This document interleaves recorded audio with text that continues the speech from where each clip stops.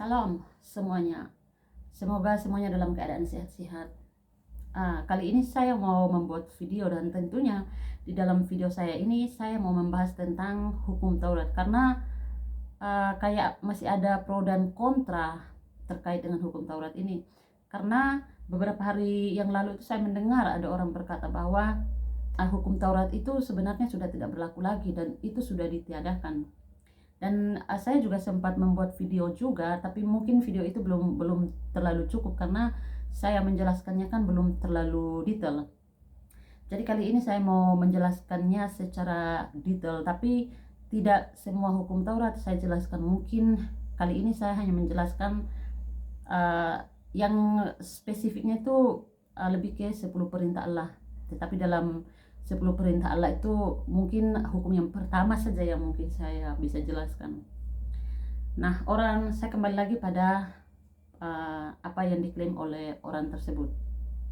Dia berkata bahwa hukum Taurat itu sudah tidak berlaku lagi, itu sudah ditiadakan. Nah, pertanyaannya adalah hukum Taurat yang mana yang dimaksud? Karena kita tahu kan hukum Taurat ini kita berbicara hukum Taurat ini meluas. Bukan hanya hukum Taurat ditujukan hanya kepada 10 hukum Taurat atau 10 perintah Allah. Nah, hukum Taurat ini kan bisa ditujukan kepada keseluruhan kitab Perjanjian Lama. Bisa juga ditujukan kepada 10 perintah Allah. Bisa juga ditujukan kepada Tanakh, Taurat, Nevi'im, Ketubim. Lalu pertanyaannya, hukum Taurat yang mana? Kalau orang tersebut berpemikiran hukum Taurat yang dia maksud adalah hukum Taurat dalam arti 10 perintah Allah, jelas orang tersebut salah.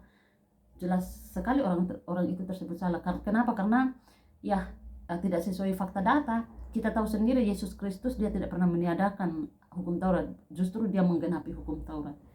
Nah, kita tahu sendiri kan kitab hukum Taurat ini baru dimulai pada kitab Perjanjian Lama, Keluaran pasal 20. Nah, dan juga kitab Taurat ini dibagi menjadi 3. Ada moral law. Moral law ini terkait dengan 10 perintah Allah. Kemudian civil law, hukum perdata atau hukum pidana, itu terkait dengan misalnya peraturan untuk hutang dan hukuman untuk pelanggaran atau untuk berperang, misalnya pembatasan penggunaan lahan. Kemudian hukum seremoni itu terkait upacara-upacara, misalnya upacara untuk persembahan kurban persembahan mungkin. Kemudian aturan-aturan untuk mengatur semua ibadah, itu masuk dalam hukum seremoni.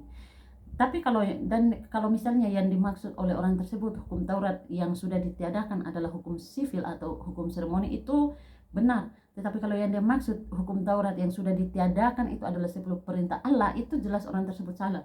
Nah, hukum moral ini atau moral law ini masih berlaku dan itu berlaku sampai selama-lamanya. Kemudian civil law atau hukum sivil itu hanya berlaku bagi orang Israel, bukan untuk kita. Kemudian ceremony law atau hukum seremoni itu sudah tidak berlaku juga. Jadi kalau yang dia maksud hukum Taurat yang sudah ditiadakan adalah hukum sivil dan seremoni, jelas dia benar. Tetapi kalau yang dia maksud hukum Taurat yang dalam pengertian 10 perintah Allah sudah ditiadakan, jelas orang tersebut salah, bahkan orang tersebut sesat, ya kan? Nah, pertanyaannya adalah kenapa kita masih belajar hukum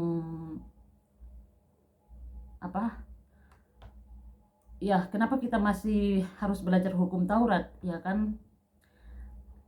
Karena yang kita tahu ini kan hukum Taurat kan dalam pengertian hukum sivil dengan hukum seremoni itu kan sudah tidak berlaku lagi.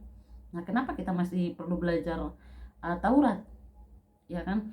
Dan yang kita tahu sendiri yang berlaku itu kan hanya hukum moral. Nah, mengapa kita harus belajar? Nah, kita sebagai para pelajar Alkitab itu sebenarnya kita bisa melihat prinsip ilahi dalam hubungan Allah dengan manusia. Contoh misalnya pemahaman tentang perlakuan kepada budak-budak, ya kan? Misalnya dalam Titus pasal 2 ayat 10. Saudara bisa buka Alkitab sendiri. Dan itu dapat diperjelas dengan kita membaca kembali prinsip-prinsip yang ada dalam Ulangan pasal 15 ayat 12 sampai 17, dan masih banyak contoh lainnya. Saudara bisa baca sendiri. Jadi kalau kita berbicara Taurat itu meluas. Taurat itu bukan hanya ditujukan kepada mungkin misalnya 10 perintah Allah. Kalau orang tersebut tidak menjelaskan secara detail, maka yang muncullah pemikiran-pemikiran yang seperti itu. Hukum Taurat yang mana yang dia maksud, ya kan? Dia sendiri tidak menjelaskan secara detail hukum Taurat yang mana yang dia maksudkan. Nah, ya kan kita juga sudah tahu apa-apa dari 10 perintah Allah itu kan ada di dalam kitab Keluaran pasal 20 dan juga Ulangan pasal 5 kalau tidak salah ya. Saudara bisa membaca di situ. Ada 10 perintah Allah di situ. Salah satunya yang pertama itu adalah jangan ada padamu Allah lain di hadapanku, dan ini nanti yang akan saya bahas sebisa saya. Ya itu, jadi kalau misalnya orang tidak menjelaskan secara detail, maka muncullah pemikiran-pemikiran yang negatif lah. Seharusnya orang tersebut dia tidak hanya menyampaikan hanya sebagian seperti itu, karena ya kalau untuk orang awam ya pasti mereka bilang oh hukum Taurat, ya sudah hukum Taurat. Tapi kalau kita yang belajar teologi kan pasti kita tanda tanya hukum Taurat yang mana yang dia maksud, ya kan? Jadi kalau menjelaskan itu jangan menjelaskan lompat-lompat. Jadi menjelaskan itu harus terinci lah. Tuh. Jadi ya mungkin hanya itu saja. Itu sebagai pendahuluan kita ya. Jadi saudara bisa membacanya untuk perintah-perintah 10 perintah Allah itu dalam kitab Keluaran pasal 20 dan juga dalam kitab Ulangan pasal 5 kalau tidak salah karena saya juga tidak terlalu hafal ayat-ayat. Nah, apa sih sebenarnya makna dari hukum Taurat tersebut? Hukum Taurat yang saya maksud itu 10 perintah Allah ya. Itu dalam ya 10 perintah Allah. Hukum Taurat yang dimaksud di sini 10 perintah Allah. Jadi kalau bicara itu harus sedetail supaya kan para pendengar juga mengerti hukum Taurat yang dimaksudkan ini sebenarnya mana, ya kan? Karena kan tadi saya sudah jelaskan hukum Taurat itu dibagi menjadi 3, hukum moral law, civil law, dan juga ceremony law. Nah, pertanyaannya apa makna dari hukum Taurat itu, ya kan? Nah, makna dari hukum Taurat itu ini menurut kitab Ulangannya. Ulangan pasal 5 ayat 1 sampai 22. Saudara bisa membacakannya, membuka Alkitab dan membacakannya. Hukum yang pertama itu kan jangan ada padamu Allah lain di hadapanku. Nah, makna dari hukum tersebut adalah kita itu hanya boleh menyembah kepada Allah saja. Tidak boleh ada objek lain selain daripada Allah yang kita sembah. Itu ada di dalam ayat ke-7. Kemudian hukum yang kedua adalah jangan membuat bagimu patung yang menyerupai apapun untuk disembah. Artinya adalah di situ dilarang untuk membuat patung untuk disembah, dan bukanlah dilarang untuk membuat patung ya dalam tanda petik membuat patung dan menyembah patung. Tetapi yang dimaksud dalam hukum kedua tersebut itu adalah dilarang membuat patung untuk disembah. Kemudian itu ada dalam ayat Ulangan pasal 5 ayat 8 sampai yang ke-10. Kemudian hukum yang ketiga, jangan menyebut nama Tuhan Allahmu dengan sembarangan. Artinya ya kita tidak boleh menggunakan nama Tuhan dengan sia-sia. Nanti sebentar baru saya jelaskan secara detail. Itu ada dalam Ulangan pasal 5 ayat yang ke-11. Kemudian hukum yang keempat, ingat dan kuduskanlah hari Sabat. Itu diperuntukkan bagi Allah. Itu dalam ayat 12 sampai 15. Kemudian hukum yang kelima, hormatilah ayah dan ibumu supaya lanjut umurmu di tanah yang diberikan Tuhan Allahmu kepadamu. Itu maknanya adalah pemeliharaan terhadap orang tua. Kemudian yang keenam, itu pokoknya hukum yang kelima, keenam, ketujuh, kedelapan, kesembilan, 10 itu hubungan antara manusia dengan sesama manusia secara horizontal. Tapi kalau hukum yang pertama sampai keempat itu hubungan antara Tuhan dengan manusia secara vertikal. Jadi dalam hukum yang pertama ini, maksudnya itu jangan ada padamu Allah lain di hadapanku, itu kita hanya diperbolehkan untuk menyembah Allah, atau tidak boleh ada objek lain untuk disembah. Nah, ada banyak contoh-contoh pelanggaran terhadap hukum pertama ini. Misalnya, dia menyembah banyak Allah. Allah yang dimaksud ini Allah hurufnya kecil ya, atau dewa. Atau misalnya melakukan sinkritisme atau menggabungkan dua agama atau lebih. Saudara bisa baca dalam 1 Raja-Raja pasal 18 ayat ke-21. Lalu Elia mendekati seluruh rakyat itu dan berkata, berapa lama lagi kamu berlaku timpang dan bercabang hati? Kalau Tuhan itu Allah, ikutilah dia. Dan kalau Baal, ikutilah dia. Tetapi rakyat itu tidak menjawabnya sepatah kata pun. Contoh misalnya, meskipun kita sudah menjadi orang Kristen ya, tetapi masih menggunakan magic, misalnya ilmu-ilmu hitam dan sebagainya. Kemudian kita misalnya berdoa kepada roh-roh nenek moyang atau orang tua. Dalam kekinian kan kita banyak melihat orang-orang yang melakukan hal-hal seperti ini, berdoa kepada roh-roh nenek moyang atau orang tua. Bahkan orang yang sudah mati, mereka meminta doa dari orang mati tersebut. Doakanlah kami. Contoh misalnya Maria mati, ya Maria, doakanlah kami, berkatilah kami. Secara logika ya, coba kita mainkan logika kita ya. Orang hidup minta didoakan dari orang mati.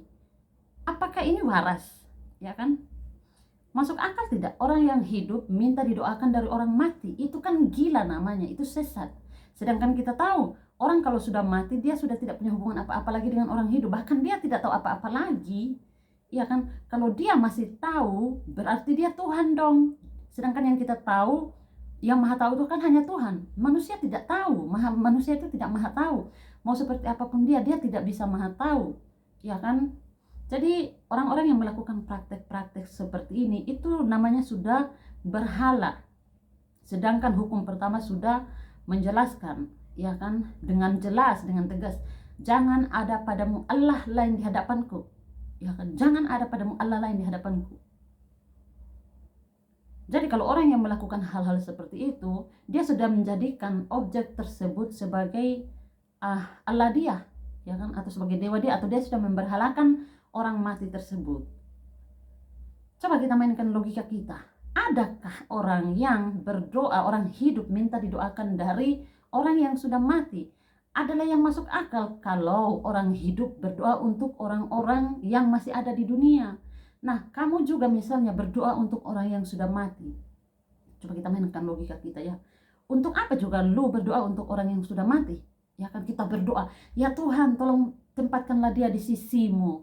Ya kan, sedangkan Alkitab sendiri sudah berkata, ya orang bisa masuk surga atau neraka itu tergantung imannya. Nah, bagaimana kita tahu orang tersebut dia sudah beriman atau tidak? Kalau misalnya dia sudah beriman, ngapain juga kita berdoa untuk dia? Ya kan, bikin capek mulut saja. Ya kan, ya Tuhan tolong tempatkan dia di sisimu. Dia adalah orang baik, saya tahu dia adalah orang baik, tolong tempatkan dia di sisimu. Berarti di situ ada penekanan perbuatan baik. Sedangkan kita tahu keselamatan itu hanya karena anugerah, ya kan? Ya kan? Hanya karena anugerah. Kok adalah orang-orang yang sekonyol kayak begitu? Di manakah logika mereka tuh? Mereka sudah tidak bisa berpikir sehat lagi. Lebih baik kita berdoa untuk orang yang hidup, supaya apa? Supaya mereka bisa bertobat. Bertobat dalam arti bertobat percaya Kristus. Ya kan? Itu yang Alkitabiah. Kalau kita berdoa untuk, atau misalnya dia masuk neraka ya, ini kita mengumpamakan saja, dia masuk neraka. Ya Tuhan, tolong tempatkan dia di sisimu. Jadi secara logika, ya kan, ini misalnya dia sudah di neraka. Siapa sih lu, kata kasarnya, ya kan? Siapa sih lu perintah-perintah Tuhan untuk tempatkan dia di sisimu? Sedangkan Alkitab sendiri sudah berkata kita selamat itu hanya karena iman, dan itu semua karena anugerah. Oke, kalau seandainya misalnya kita berdoa, dia sudah di neraka ya, ini kita mengumpamakan, dia sudah di dalam neraka, kemudian Tuhan pindahkan dia ke surga. Apakah Tuhan tidak bertentangan dengan firman-Nya sendiri? Ini kan tidak beres, ya kan? Siapa sih lu, ya kan? Betul tidak? Lu berdoa seperti itu, lu perintah-perintah Tuhan supaya Tuhan pindahkan dia ke surga. Aduh, it's no important. Itu sangat penting. Itu tidak penting, tidak ada gunanya. Jadi jangan buang-buang waktu untuk berdoa untuk mereka yang sudah mati itu. Biarlah kalau memang mereka sudah percaya kepada Yesus, dia jelas mereka di surga. Untuk apa lagi lu berdoa capek-capek mulut sampai mulut berbusa juga. Kau mau berdoa sampai mulut berbusa juga tidak akan bisa dipindahkan dari neraka ke surga. Ya kalau sudah di neraka ya neraka. Ya kan, kata kasarnya seperti itu. Siapa sih lu? Harus sadar diri lah. Makanya orang-orang yang biasa berkata seperti itu, mereka kebanyakan orang-orang yang tidak pernah belajar Alkitab, tidak mau belajar firman Tuhan. Makanya pemikiran mereka tuh sesat. Ya, Jeki, doakanlah kami yang masih di bumi ini. Berkati kami, Jeki. Itu kan gila, ya kan? Itu kan tidak sehat lagi. Kok bodohnya orang-orang seperti itu? Di manakah akal sehat mereka? Ya, mereka sudah kehilangan akal sehat. Tapi coba kalau misalnya mereka, ya itu karena dipengaruhi tradisi-tradisi, mulut ke mulut. Dan itu sudah menjadi darah daging, mendarah daging. Sudah menjadi prinsip. Jadi susah kalau kita mau ajar juga susah. Ya karena mereka bilang, ya itu kan sudah dari kami punya nenek moyang. Ya makan kamu punya nenek moyang. Ya kan, kamu mau ikuti nenek moyang atau mau ikuti firman Tuhan? Ya kan. Jadi kalau misalnya kita campur-campur tradisi terus di satu sisi kita juga percaya firman Tuhan, itu tidak jelas, tidak ada arah tujuan. Ya kalau lu mau percaya Alkitab, ya sekalian Alkitab saja, jangan campur-campur. Kalau lu mau percaya hal-hal yang sinkritisme, ya sudah sinkritisme, tidak perlu lu percaya firman Tuhan lagi, ya kan, sudah beres kan. Daripada besok lu percaya Alkitab, besoknya lagi lu percaya hal-hal yang sinkritisme, itu tidak jelas. Jadi ya sadarlah untuk orang-orang yang biasa berdoa kepada roh-roh nenek moyang atau orang tua, ya kan mereka berpikir bahwa mereka tuh masih bisa melihat kita, ya kan? Oke, logikanya lagi begini, lu adalah orang yang tidak beriman kepada Kristus, lalu lu berdoa untuk orang yang sudah mati supaya dia ditempatkan di surga. Masuk akal tidak? Orang yang tidak percaya Kristus berdoa kepada orang yang sudah mati supaya ditempatkan di surga. Ini kan konyol, ya kan? Seandainya lu orang beriman sekalipun, ya kan, beriman sudah percaya kepada Kristus, dan lu berdoa untuk orang-orang yang mungkin di dalam neraka supaya dipindahkan ke surga, siapa sih lu? Ya kan? Doa bukan tergantung elu, tetapi semuanya ya tergantung Tuhan, kehendak Tuhan. Dan juga itu kan sudah tercatat di dalam Alkitab. Kita selamat itu kan hanya karena anugerah. Jadi jangan paksa diri, maksudnya bikin diri capek-capek sampai mulut busa juga doa terus. Aduh. Apakah lu tahu dia masuk neraka atau apakah lu tahu dia masuk surga? Ya kan? Kan kita tidak tahu. Kalau misalnya dia masuk surga, ya lu berdoa terus, apa lu tidak capek? Mending lu berdoa kasih orang-orang yang masih hidup. Itu baru Alkitabiah. Lalu contoh lain misalnya untuk hukum pertama ini, jangan ada padamu Allah lain di hadapanku. Misalnya kita pergi sembahyang di kuburan, ya kan, kuburan orang mati tentunya. Ya namanya kuburan ya jelas orang yang sudah mati. Kita pergi sembahyang di kuburan, lalu kita memberi sesajen. Nah ini juga praktek-praktek yang seperti ini juga masih banyak orang Kristen lagi yang melakukan hal-hal tersebut. Contoh misalnya mereka membawa nasi, mereka bungkus di daunan misalnya, kemudian mereka membawa aqua 1 gelas, membawa rokok, lalu mereka pergi ke kuburan opanya atau ya opanya atau omanya, dan mereka berkata seperti ini opa, beta subawa ini semua, ada nasi, ada aqua, dan ada rokok surya opa. Dan kemudian tiba-tiba besoknya rokok, aqua, atau nasi tersebut itu sudah tidak ada lagi di kuburan, di atas kuburan. Lalu orang itu berpikir, oh berarti beta pung opa so makan itu nasi, beta pung opa so ame itu rokok kok isa. Padahal kan kita tidak tahu, sebenarnya bisa saja mungkin kucing yang makan atau apa, tapi dia langsung uh, berpemikiran bahwa itu opanya yang makan. Hello, oke, mari kita mainkan logika kita di sini lagi. Uh, apakah roh dia bisa makan? Apakah roh dia bisa ngerokok? Ya kan? Apakah roh bisa minum air? Ya kan?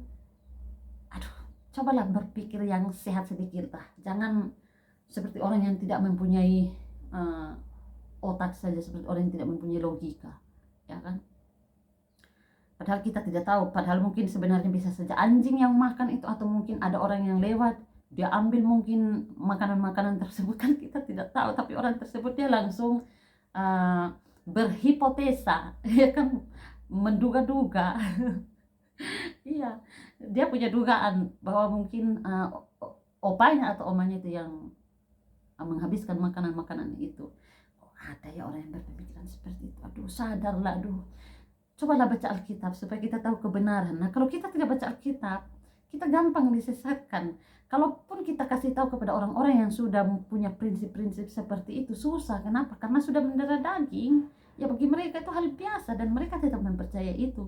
Tetapi bagi kita yang sudah diberi pengertian akan kebenaran firman Tuhan, itu bagi kita itu sangat konyol sekali. Ya itulah tugas kita, menyampaikan kepada mereka hal-hal yang tidak boleh mereka lakukan. Itulah tugas kita yang sudah diberikan pengertian kebenaran firman Tuhan. Kalaupun kita sudah kasih tahu dan mereka tidak mau mendengar, ya itu urusan mereka dengan Tuhan. Setidaknya kita sudah menyampaikan kebenaran firman Tuhan. Jadi ya, ini juga orang-orang banyak juga di Kupang juga masih banyak yang melakukan praktek-praktek seperti itu. Kemudian contoh-contoh lain, misalnya menyembah manusia. Matius pasal 4 ayat 10, saya bacakan dari sini ya. Maka berkatalah Yesus kepadanya, enyahlah iblis, sebab ada tertulis, engkau harus menyembah Tuhan Allahmu, dan hanya kepada dia sajalah engkau berbakti. Contoh lain lagi, misalnya kita menyimpan atau mempercayai jimat-jimat, benda-benda misalnya. Nah, ini juga masih banyak juga orang-orang Kristen lagi yang melakukan juga hal-hal seperti ini. Contoh misalnya kita punya kris, ya kan? Konon katanya kris ini bisa menjaga kita dari serangan-serangan orang jahat, atau dalam pengertian anti kebal. Atau misalnya kita mempercayai bahwa cincin, ya kan, cincin cincin ini bisa membuat kita kaya mungkin, atau bisa membuat kita terhindar dari penyakit atau dari sihir-sihir. Ya, ada ya yang seperti itu. Padahal kita tahu itu kan semua benda mati. Ya kan? Ya, paling pun misalnya kalau dia mempercayai hal-hal seperti itu, ya apakah itu dari Tuhan? Ya kan? Apakah itu dari Tuhan? Dia mempercayai benda-benda tersebut itu bisa menjaga dia. Ya kan? Sedangkan kita tahu yang menjaga kita, yang memelihara kita semua kan Tuhan, bukan benda-benda tersebut. Hanya orang gila yang mempercayai hal-hal tersebut. Kemudian pelanggaran-pelanggaran terhadap hukum pertama ini juga itu terjadi bukan hanya kalau kita betul-betul menyembah Allah lain atau dewa lain, dalam pengertian Allah lain dalam pengertian itu huruf kecil. Tetapi juga kita mempunyai apapun atau siapapun misalnya yang kita utamakan atau kita mengasihi itu lebih dari Allah, ya kan? Contoh-contoh misalnya, maksudnya begini, kita tuh lebih mengutamakan atau mengasihi orang lain lebih daripada mengasihi Allah. Contoh misalnya kita mengasihi diri kita sendiri. Lukas pasal 14 ayat 26b. Saya bacakan dari sini ya. Jikalau seorang datang kepadaku, ku di sini adalah Yesus, dan ia tidak membenci bapaknya, ibunya, istrinya, anak-anaknya, saudara-saudaranya, laki-laki atau perempuan, bahkan nyawanya sendiri, ia tidak dapat menjadi muridku. Nah, artinya di sini adalah perintah untuk membenci. Di sini dalam pengertian, tentu ini tidak boleh diartikan harfiah. Maksudnya adalah harus kurang mengasihi mereka, atau harus kurang mengasihi diri kita sendiri. dibandingkan dengan mengasihi Allah atau Yesus. Matius 10 ayat 37. Barang siapa mengasihi, bandingkan Matius pasal 10 ayat 37. Barang siapa mengasihi bapa atau ibunya lebih daripada ku di sini Yesus, ia tidak layak bagi Yesus. Dan barang siapa mengasihi anaknya laki-laki atau perempuan lebih daripada Yesus, ia tidak layak bagi Yesus. Di sini dalam arti misalnya saudara royal mungkin dalam hal mengeluarkan uang untuk diri sendiri, misalnya untuk makanan, pakaian, pergi jalan-jalan dan lain sebagainya. Tetapi saudara pelit atau kikir, ya kan, dalam memberi persembahan kepada Tuhan, itu artinya saudara lebih mengutamakan diri sendiri dibanding daripada Tuhan, atau saudara lebih mengutamakan diri sendiri daripada lebih mengutamakan Tuhan. Contoh lain lagi, misalnya keluarga seperti suami, istri, orang tua, anak, cucu mungkin dan lain sebagainya. Lukas pasal 14 ayat 26a. Dengar baik-baik ya, saya bacakan di sini. Jikalau seorang datang kepadaku dan ia tidak membenci bapaknya, ibunya, istrinya, anak-anaknya, saudara-saudaranya laki-laki atau perempuan, bahkan nyawanya sendiri, ia tidak dapat menjadi muridku, murid Yesus. Ini sama halnya seperti di atas tadi. Ya, coba kita bandingkan dengan Matius pasal 10 ayat 37. Saudara bisa membacakannya sendiri, Matius pasal 10 ayat 37. Dan artinya itu adalah, ya kita tidak boleh mengasihi keluarga kita lebih daripada Tuhan. Nah, setiap orang Kristen memang harus, bukan berarti bukan berarti itu tidak boleh memelihara keluarga atau tidak bertanggung jawab terhadap keluarga atau mengasihi keluarga lagi. Tentu setiap orang Kristen itu memang harus mengasihi keluarga, ya kan? Dan juga mempunyai tanggung jawab terhadap keluarga. Dan ini tetap harus dilakukan oleh orang Kristen. Saya tidak mengatakan bahwa tidak boleh karena kita harus mengutamakan Tuhan terlebih dahulu, atau kita harus mengasihi Tuhan lebih dari apapun, lalu kita tidak mengasihi keluarga kita tidak bertanggung jawab atas keluarga kita. Tidak, saya tidak berkata seperti itu. Atau misalnya saya bilang jangan mengasihi keluarga kita, tidak. Tetapi maksudnya adalah setiap orang Kristen itu memang harus mengasihi keluarga dan tetap mempunyai tanggung jawab terhadap keluarga. Dan itu tetap harus dilakukan. Saudara bisa baca dalam 1 Timotius pasal 5 ayat 8. Tetapi jika ada seorang yang tidak memeliharakan sanak saudaranya, apalagi seisi rumahnya, orang itu murtad dan lebih buruk dari orang yang tidak beriman. Sekali lagi, orang itu murtad dan lebih buruk dari orang yang tidak beriman. Lebih buruk dari orang yang tidak beriman. Bayangkan. Artinya adalah kalau ia melakukan semua itu, ya kan, dia melakukan semua itu begitu rupa sehingga menyingkirkan atau menggeser kedudukan Tuhan sebagai yang paling terutama dalam hidupnya, maka semua itu menjadi Allah lain. Sudah menjadi berhala, sudah memberhalakan hal-hal tersebut. Dia sudah memberhalakan hal-hal tersebut. Jadi pengertian berhala itu bukan hanya berhala terhadap patung, kayu, batu. Jadi lu kalau lebih mengutamakan sesuatu hal lebih daripada Tuhan, artinya lu sudah memberhalakan hal tersebut. Kemudian misalnya lagi pekerjaan atau uang. Saudara bisa baca Matius pasal 6 ayat 24. Saya bacakan dari sini. Tak seorang pun dapat mengabdi kepada dua tuan, karena jika demikian ia akan membenci yang seorang dan mengasihi yang lain, atau ia akan setia kepada seorang dan tidak mengindahkan yang lain. Kamu tidak dapat mengabdi kepada Allah dan kepada Mammon. Mammon di sini artinya dewa uang. Jadi di sini adalah semua orang Kristen itu memang wajib untuk bekerja sehingga dia bisa mencukupi kebutuhannya sendiri atau keluarganya. Saudara bisa baca dalam 2 Tesalonika pasal 3 ayat 10 sampai 12. Saya bacakan dari sini. Sebab juga pada waktu kami berada di antara kamu, kami memperingatkan ini kepada kamu. Jika seorang tidak mau bekerja, janganlah ia makan. Kami katakan ini karena kami dengar bahwa ada orang yang tidak tertib hidupnya dan tidak bekerja, melainkan sibuk dengan hal-hal yang tidak berguna. Nah,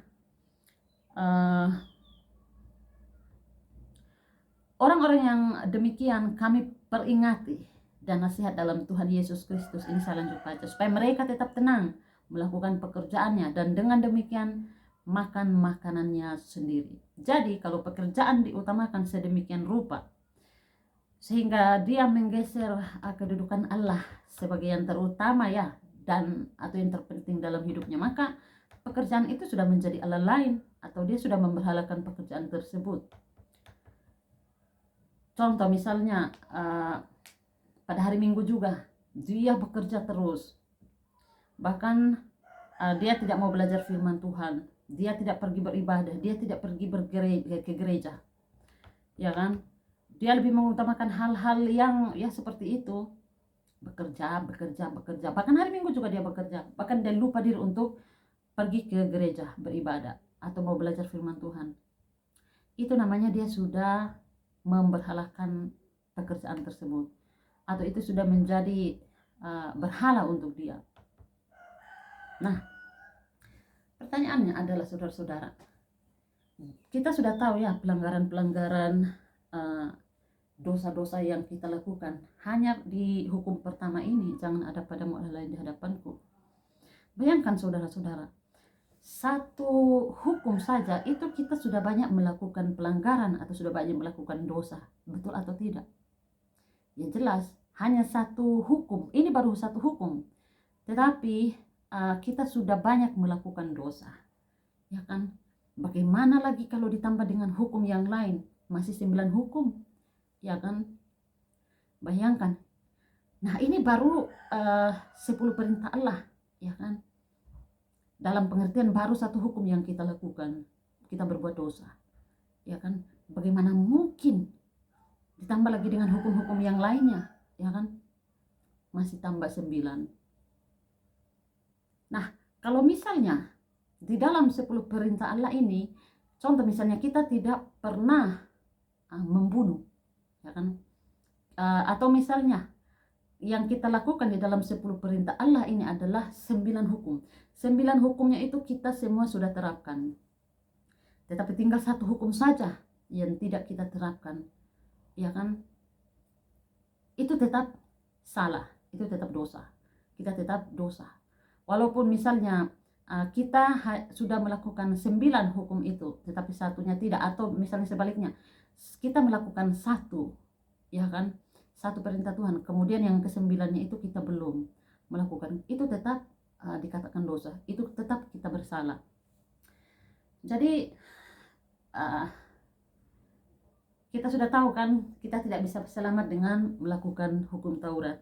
Kalau orang Yahudi mereka bersandar pada hukum Taurat, tapi kalau kita tidak, kita tahu bahwa kita memang tidak bisa.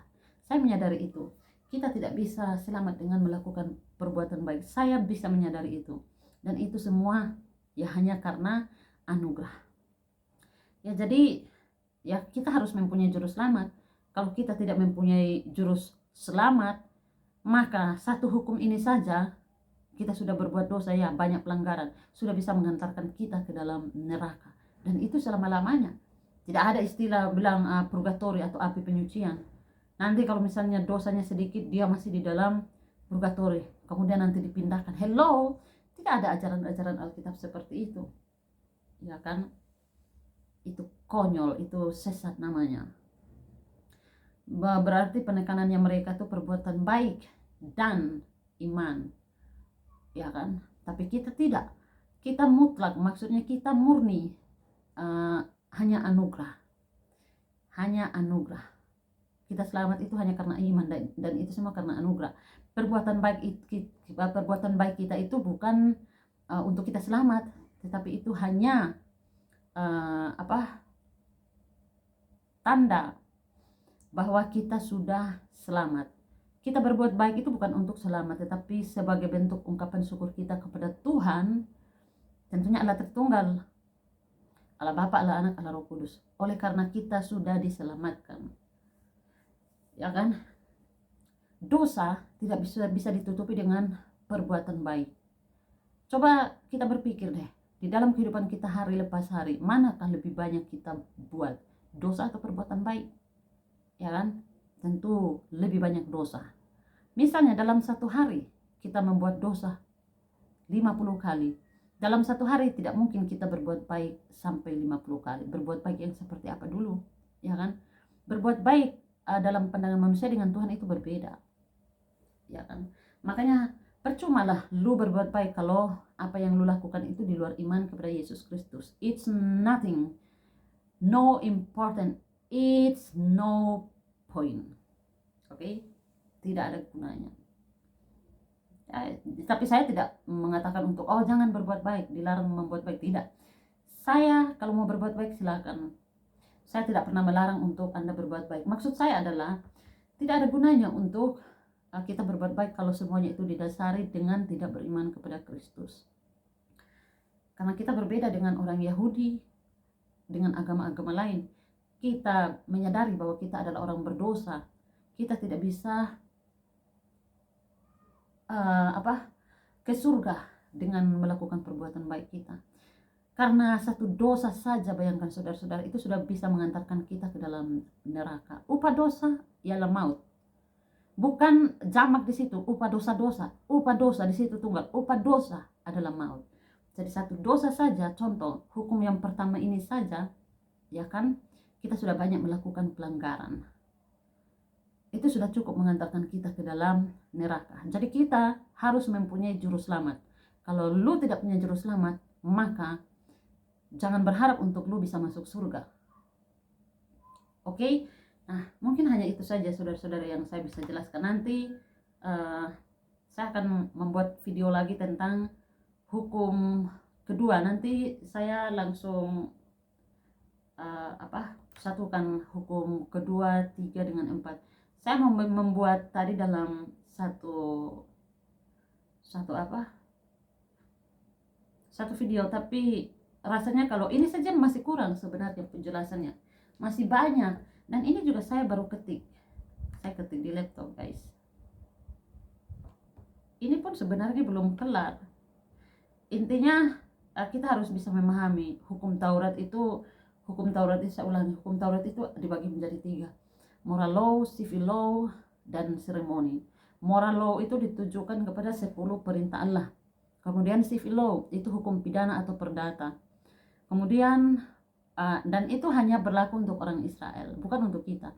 Kemudian hukum seremoni itu sudah tidak berlaku lagi. Jadi yang berlaku untuk selama-lamanya itu hanya hukum moral. Jadi kalau misalnya ada orang yang berkata bahwa hukum Taurat itu sudah ditiadakan, sudah tidak berlaku lagi karena kita bukan orang Israel, kita orang Indonesia. Tanya balik sama orang tersebut. Dia paham tidak hukum Taurat yang dia maksudkan? Tanya sama orang tersebut, hukum Taurat yang lu maksud ini yang mana? Hukum moral kah, atau hukum sivil kah, atau hukum seremoni? Dan ya, tanya balik kepada orang tersebut. Kalau dia tidak bisa menjawab, berarti orang tersebut dia berbicara tanpa dia mengerti. Nah, itu konyol, itu bodoh, itu buta namanya. Sama dengan orang yang mengaku, ya saya percaya Yesus adalah Tuhan, tetapi ketika ditanya, dari mana lu tahu Yesus adalah Tuhan? Ya kan? Dari situ kebingungan mereka mulai muncul. Itu namanya beriman tanpa logika, beriman buta. Banyak orang-orang Kristen yang seperti itu. Nah, mungkin hanya itu saja saudara-saudara yang bisa saya sampaikan.